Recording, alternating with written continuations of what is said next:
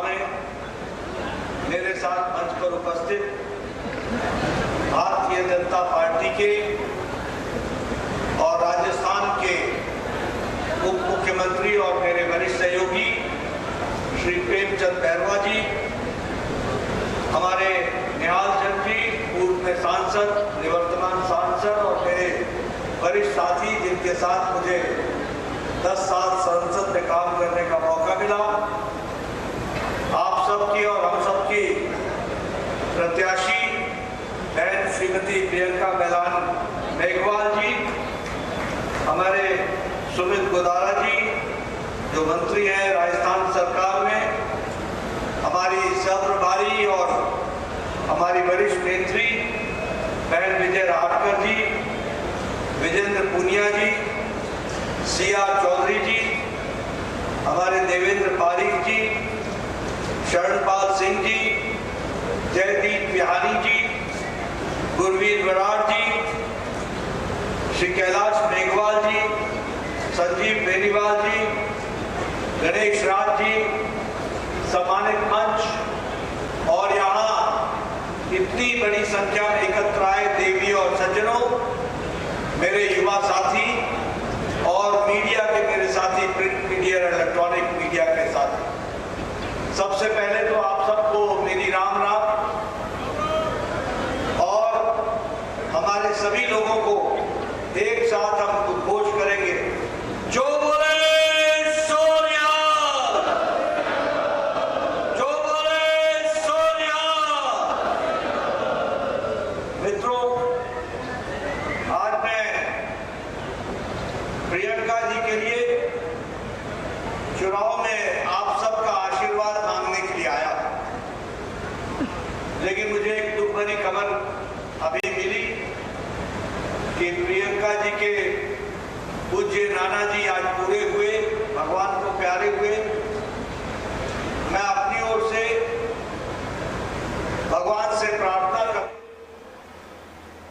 से प्रार्थना करता हूं कि उनकी आत्मा को शांति मिले और भगवान अपने चरण में स्थान दे, और साथ ही साथ प्रियंका जी को भी शक्ति दे कि वो इस दुख से उभर कर, और परिवार को शक्ति मिले कि वो इस दुख को से उभरे। साथ ही साथ जो आपने कर्म पथ पर चलते हुए अपने चुनावी कार्यक्रम को आगे बढ़ाया है, इसके लिए आपको बहुत बहुत साधुवाद और आपको ईश्वर ताकत दे, ऐसा मैं कहना चाहूँगा। अभी मेरे पहले हमारे प्रेमचंद जी, बैरवा जी, उप मुख्यमंत्री जी बहुत तफसील से आपके सामने संगठन की दृष्टि से और सरकार की दृष्टि से विषयों को आपके सामने रख रहे थे।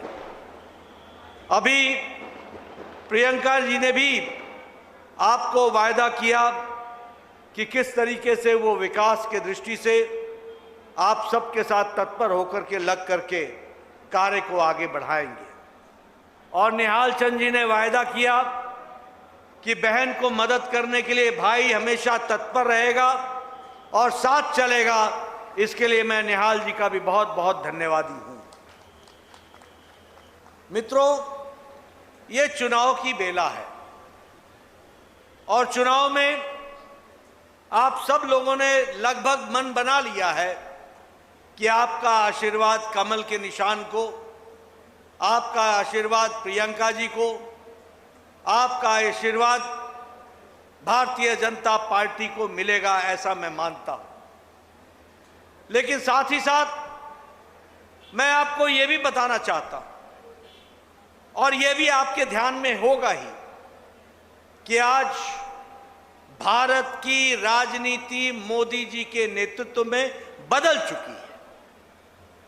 जो 10 साल पहले हम देखा करते थे राजनीति का ढर्रा, वो आज राजनीति का तौर तरीका नहीं रह गया। पहले जमाने में लोगों की सरकार के लिए विश्वास लेते थे और बाद में सरकार किसी जाति की हो जाती थी, किसी वर्ग की हो जाती थी। वो सरकार सबकी सरकार नहीं होती थी। वो अपने परिवार के लिए, अपने समाज के लिए, अपने वर्ग के लिए, अपनी जाति के लिए काम करते थे। और चुनाव भी इस प्रकार से होता था जिसमें जातियां बहुत महत्वपूर्ण भूमिका अदा करती थी। प्रत्याशी कौन है, अगड़ा है कि पिछड़ा है, नहर के इस तरफ का है कि नहर के उस तरफ का है, इस जिले का है या उस जिले का है, लोगों को बांट करके राजनीति और वोट बैंक की राजनीति करते थे। लेकिन प्रधानमंत्री मोदी जी ने राजनीति की परिभाषा, राजनीति की संस्कृति बदल डाली है और आज विकासवाद की राजनीति हो रही है और विकासवाद को आगे बढ़ाने का काम हो रहा है। अब हमारा विरोधी भी आता है तो विकास की बात करता है, अब हमारा विरोधी भी आता है तो विकास की बात उसको करनी पड़ती है। यही पहले जातियों में बटा हुआ राजनीति थी, आज वो विकासवाद से आगे बढ़ाने का काम चल रहा है। और मुझे खुशी है आपको बताते हुए कि आज दुनिया में कोरोना के महामारी के बाद और कोरोना के साथ यूक्रेन युद्ध के बाद अमेरिका की अर्थव्यवस्था लड़खड़ा गई है, सारे यूरोप की अर्थव्यवस्था लड़खड़ा गई है, जापान की अर्थव्यवस्था लड़खड़ा गई है, चाइना की अर्थव्यवस्था लड़खड़ा गई है, ऑस्ट्रेलिया की अर्थव्यवस्था लड़खड़ा गई है। लेकिन भारत मोदी जी के नेतृत्व में जो 10 साल पहले 11वें स्थान पर था, आज जिस ब्रिटेन को हमारे ऊपर 200 साल जिसने राज किया उसको पछाड़ करके भारत की अर्थव्यवस्था 5वें नंबर की अर्थव्यवस्था बन गई, 5वें नंबर की अर्थव्यवस्था। और आपका आशीर्वाद प्रियंका बेलान जी को मिलेगा, प्रियंका मेघवाल जी को मिलेगा और 2027 में 2024 में मोदी जी फिर से तीसरी बार प्रधानमंत्री बनेंगे और भारत की अर्थव्यवस्था 2027 में तीसरी दुनिया की अर्थव्यवस्था बन जाएगी। इसको भी हमको याद रखना चाहिए। हम ये भी जानते हैं कि प्रधानमंत्री जी ने सामाजिक न्याय की लड़ाई लड़ी, सबका साथ, सबका विकास, सबका विश्वास, सबका प्रयास। एक समय था, अभी अभी कुछ दिन पहले लोगों ने समाज को बांटने के लिए जातिगत जनगणना के माध्यम से चर्चा की। भारतीय जनता पार्टी भी जातिगत जनगणना के विरोध में नहीं है, लेकिन उनका उद्देश्य जातिगत जनगणना कम और जातियों में बांटना अधिक था। और ऐसे में प्रधानमंत्री मोदी जी ने कहा कि मैं चिंता करता हूं तो ज्ञान की चिंता करता हूं। ज्ञान मतलब जी फॉर गरीब, वाई फॉर युवा, ए फॉर अन्नदाता मेरा किसान और एन फॉर नारी शक्ति। अगर गरीब की चिंता हो गई, युवा की चिंता हो गई, अन्नदाता की चिंता हो गई, नारी शक्ति की चिंता हो गई तो देश की चिंता हो जाएगी और देश विकास कर जाएगा। ये बात उन्होंने कही। और मुझे खुशी है कि आज देश, अगर मैं बात करूं तो जो देश उत्तर प्रदेश यूपीए के समय में जहां महंगाई और इन्फ्लेशन 8.2% था, आज इन्फ्लेशन 4.6% पर आकर रुक गया है। उसी तरीके से हमारी पर कैपिटा इनकम, प्रति व्यक्ति आय 50% बढ़ गई है और हमारा कैपिटल एक्सपेंडिचर भी दुगना हो गया है। ये भी हमको याद रखना चाहिए। हमारे यहां विदेशी मुद्रा का निवेश ये भी दुगना हो गया है।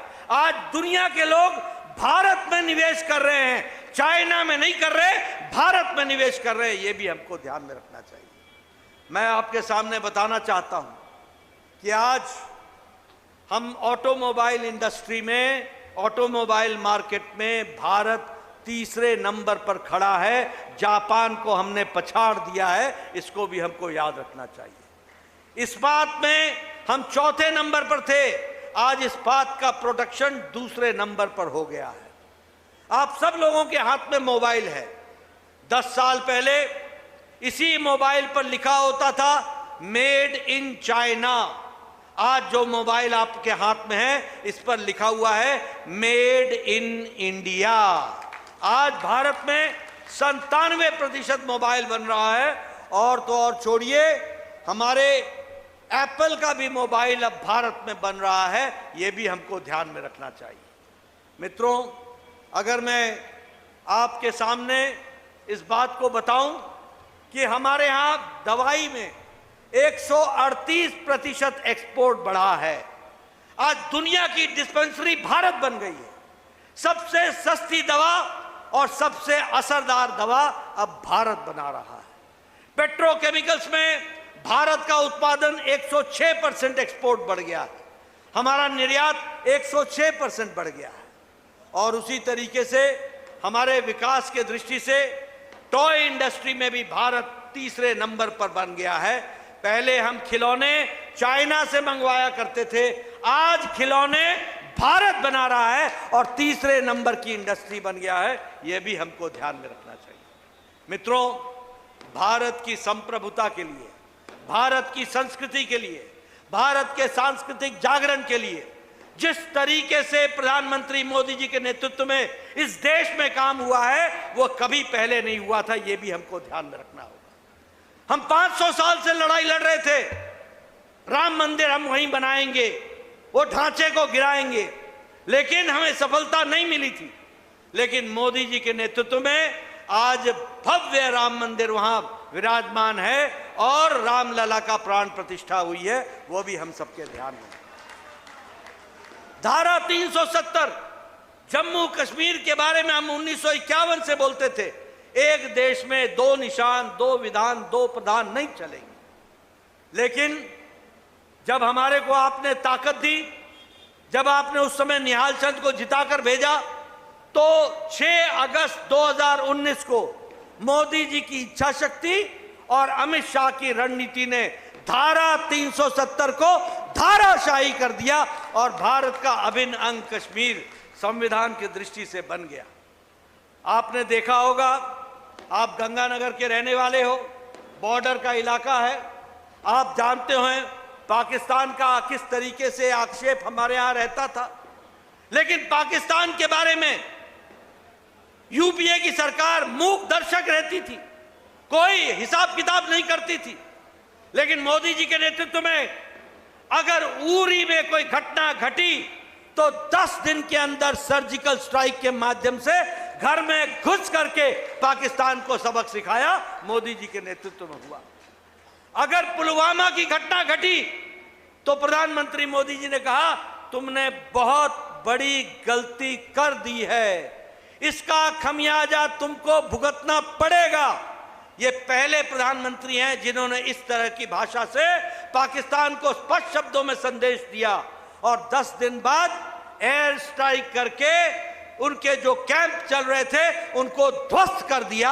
यह परिस्थिति आकर के खड़ी हुई और हमारे कांग्रेसी भाई प्रमाण मांगते हैं, प्रमाण। देश का जवान शहीद हो जाता है, देश का जवान देश के लिए लड़ता है और ये कांग्रेसी भाइयों को शर्म नहीं आती, ये प्रमाण मांगते हैं। बोलिए, ऐसे लोगों को आने देना है क्या? मैं सुनना चाहता हूं आपसे, ऐसे लोगों को आने देना है क्या? ऐसे लोगों को आगे बढ़ने देना है क्या? अभी आपको मैं घटना बताता हूं। 9 महीने के अंदर मोदी जी ने कोरोना से लड़ने वाला टीका बनाया।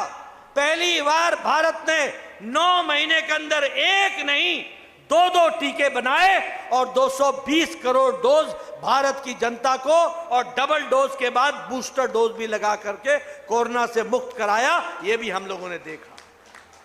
लेकिन जब कोरोना की दवाई बन रही थी तो यही कांग्रेसी भाई बोलते थे, इस टीका से बचो, ये टीका अच्छा नहीं है। अपने जाके चुप चुप करके टीका लगा लिया और जनता को गुमराह कर रहे थे। मेरे को एक दिन संसद में मिल गए इनके नेता, मैंने कहा कैसा लगा मोदी टीका, कैसा लगा? खुद चुप चुप जाकर के मोदी टीका लगाया, लेकिन देखो जनता को गुमराह किया। बताइए, ऐसे गुमराह करने वालों को आप आगे आने देंगे क्या? आगे आने देंगे क्या?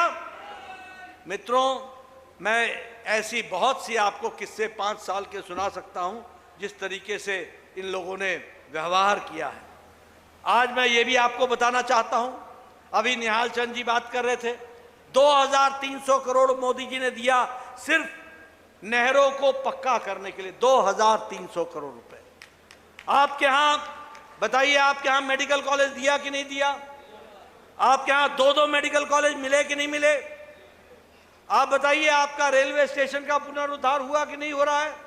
उसका काम चल रहा है कि नहीं चल रहा है? आप बताइए, नई नई नेशनल हाईवे की सड़कें निकल रही हैं कि नहीं निकल रही हैं? 4 वे 6 वे लेन बन रहा है कि नहीं बन रहा है?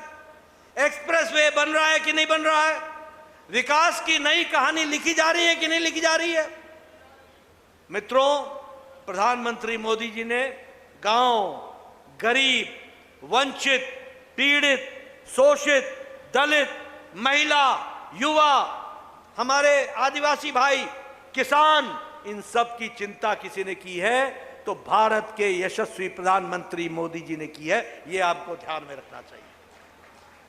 यह प्रधानमंत्री गरीब कल्याण अन्न योजना, 5 किलो गेहूं या 5 किलो चावल, 1 किलो दाल 80 करोड़ की जनता को देने का काम किसी और ने नहीं किया। उस काम को किया है तो प्रधानमंत्री मोदी जी ने किया है। यह भी हमको ध्यान में रखना चाहिए। आप बताइए, गांव में पक्की सड़कें बन रही हैं कि नहीं बन रही हैं? गांव में पक्की सड़कें बन रही हैं कि नहीं बन रही हैं? प्रधानमंत्री ग्रामीण सड़क योजना में काम चल रहा है कि नहीं चल रहा है? प्रधानमंत्री आवास योजना में 4 करोड़ पक्के घर बने कि नहीं बने? मुझे याद है निहाल जी, मैं आपको बताना चाहूंगा, मैं 1993 में 1993 में पहली बार विधायक बन गया था और 1993 में मेरा ब्लॉक डेवलपमेंट ऑफिसर मेरे पास आके बोलता था, नड्डा साहब आपको इस साल 2 इंदिरा आवास योजना मिला है, बताइए हम किसको दें?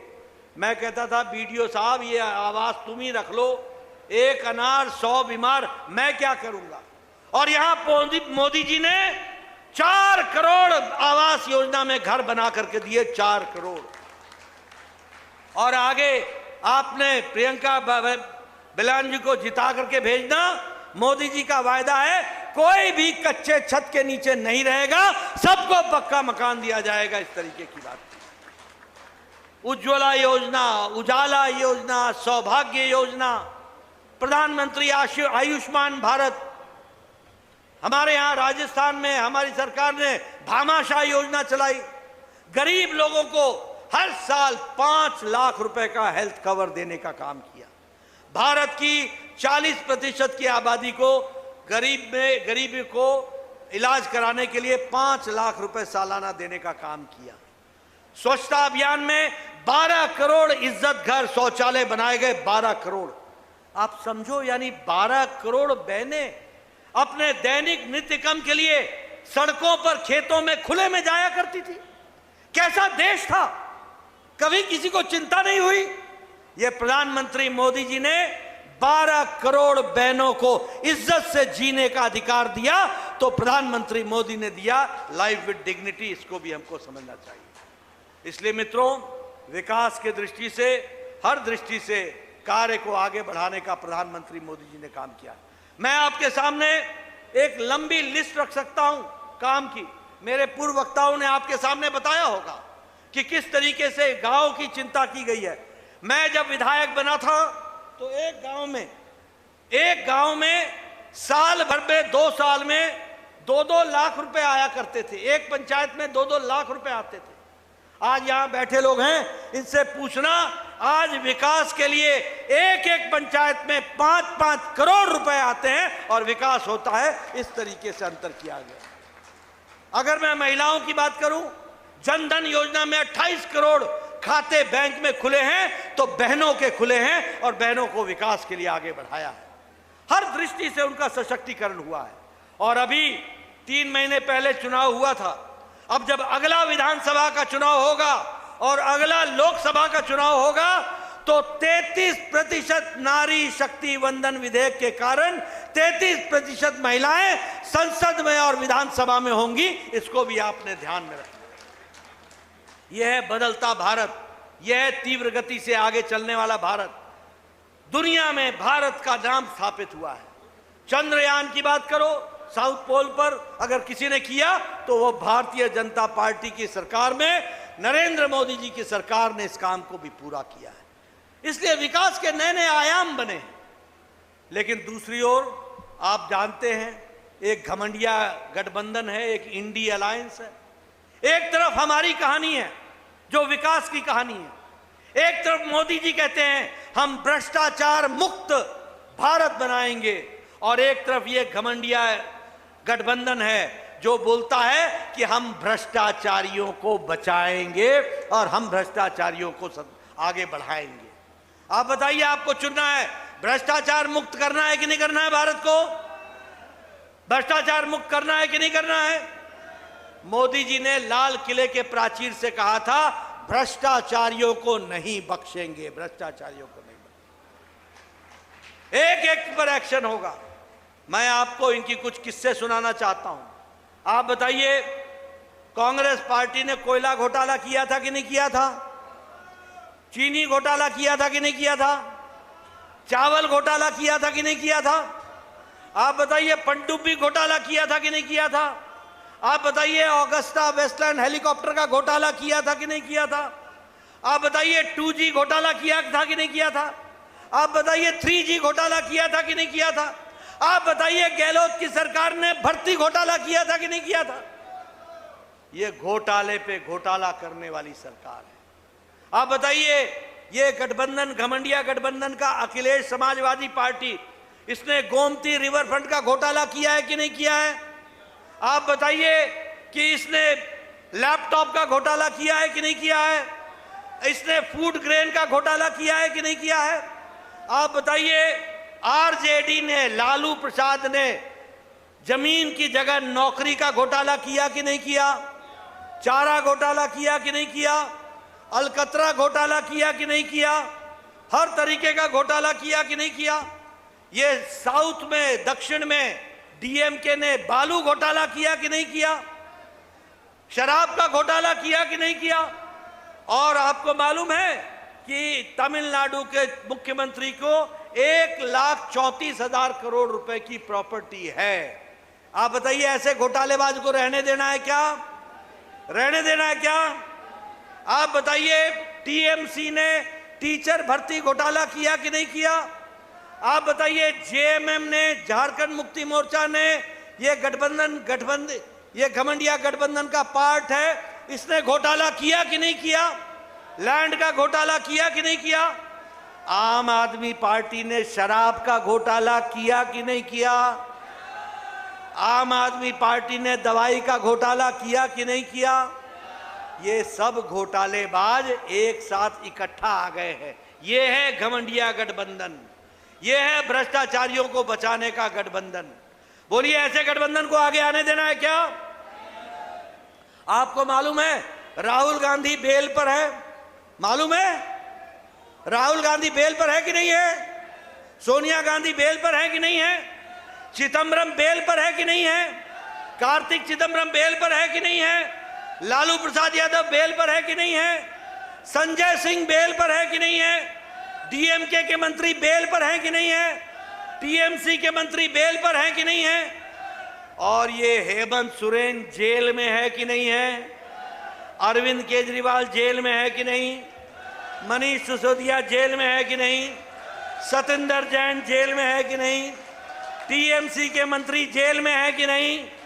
आप बताइए, ये डीएमके के मंत्री जेल में है कि नहीं?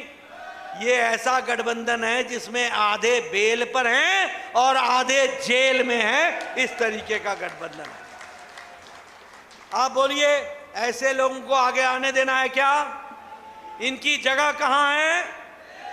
इनकी जगह कहां है? मित्रों, इस तरीके का इनकी राजनीति है। और ये सभी गठबंधन पार्टियां परिवार की पार्टी है, सब परिवार की पार्टियां, कोई आपसे लेना देना इनको नहीं है।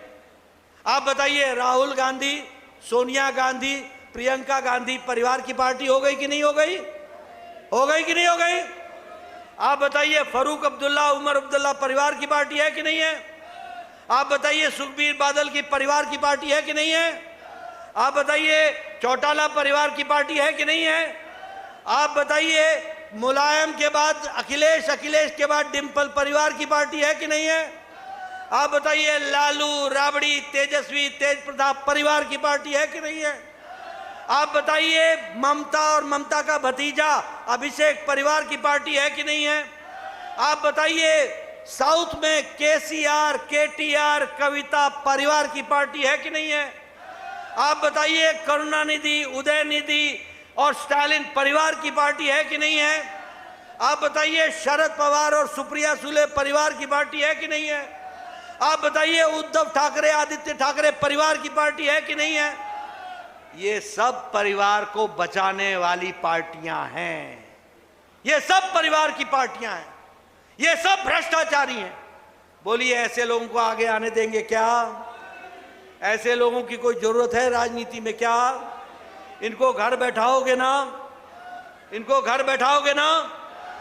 अभी अभी 2 दिन पहले खड़गे साहब आए और उन्होंने जयपुर में कहा कि प्रधानमंत्री चूरू में बोल रहे थे कि हम धारा 370 समाप्त कर दिया। अरे भाई, ये भाषण देना है तो जम्मू में दो, श्रीनगर में दो, चूरू में क्यों दे रहे हो? मैं पूछना चाहता हूं, क्या चूरू के लोगों ने शहादत नहीं दी जम्मू कश्मीर के लिए? क्या राजस्थान के सिपाहियों ने और नौजवानों ने और जवानों ने बॉर्डर पर जाकर के जम्मू कश्मीर की रक्षा नहीं की है? क्या की है कि नहीं की है? और ये बोलते हैं कि जम्मू कश्मीर से क्या लेना देना। ऐसे राष्ट्रभक्तों को तो मैं नमन करता हूं। ये ऐसे राष्ट्रभक्त हैं जो कश्मीर हमारा अभिन्न अंग है उसके बारे में इस तरीके की वक्तव्य देते हैं, और ये इंडियन नेशनल कांग्रेस के अध्यक्ष हैं। बोलो, ऐसे लोगों को आगे आने देना है क्या? ऐसे लोगों को आगे आने देंगे क्या?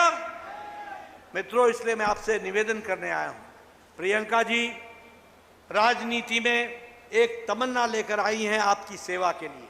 आपका आशीर्वाद मिलेगा ना? मिलेगा, पूरी तरीके से मिलेगा। पढ़ी लिखी बहन है, आगे काम करना चाहती हैं, निहाल भाई का पूरा समर्थन मिलेगा। आपका भी समर्थन चाहिए और आपके समर्थन के साथ आगे इनको बढ़ाइए। यही मैं आपसे निवेदन करने आया हूं। तो आप मेरी बात मानेंगे ना? मोदी जी का संदेश घर घर पहुंचाएंगे ना? मोदी जी का राम राम घर घर पहुंचाएंगे ना? बहुत बहुत धन्यवाद। जय भारत, जय राजस्थान। तो हनुमानगढ़ संगरिया से ये सीधी तस्वीरें आप देख रहे थे, जहां जनसभा को संबोधित कर रहे थे बीजेपी के राष्ट्रीय अध्यक्ष जेपी नड्डा, जहां उन्होंने प्रियंका बालन के समर्थन में आम जन से अपील की वोट करने की, उन्हें जीत दिलाने की। तीसरी बार मोदी सरकार की झोली में राजस्थान की पूरी 25 की 25 सीटें डालने का भी आह्वान किया, लेकिन साथ ही 10 साल की उपलब्धियों को गिनाया कि किस तरह से 10 साल पहले की स्थितियां थी और 10 साल में कितना विकास भारत ने किया है। साथ ही साथ निशाना गठबंधन पर भी साधा, इंडी गठबंधन को सवालों में लिया, और साथ ही साथ कहना भी यही कि ये आधे जेल में आधे बेल में, और ऐसे में अगर कोई सरकार है जो काम कर सकती जनता के हित में तो सिर्फ भारतीय जनता पार्टी ही है।